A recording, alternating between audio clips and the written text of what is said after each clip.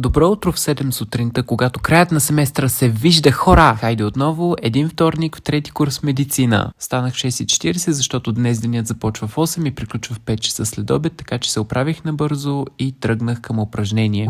Има нещо уютно в това да тръгваш по тъмно и да се развиделява по път. Я вижте блоковете до мен. Едно време мечтах да виждам непостъргачите, а сега се радвам и на нашите си панелки. Да, голямо нещо е носталгията, хора. Има си някакъв уют и в социалистическата естетика.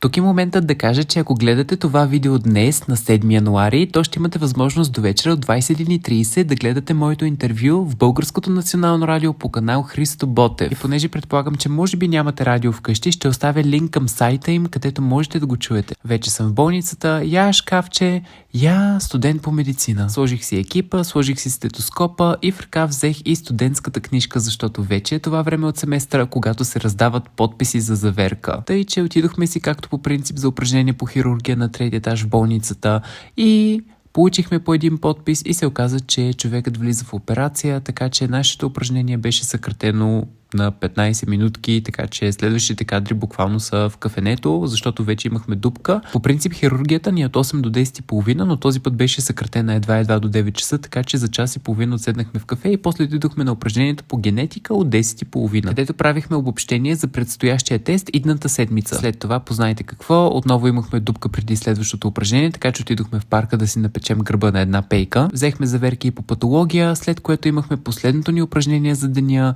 патофизиология, където представихме своите презентации. По патофизиология работим по конспект, т.е.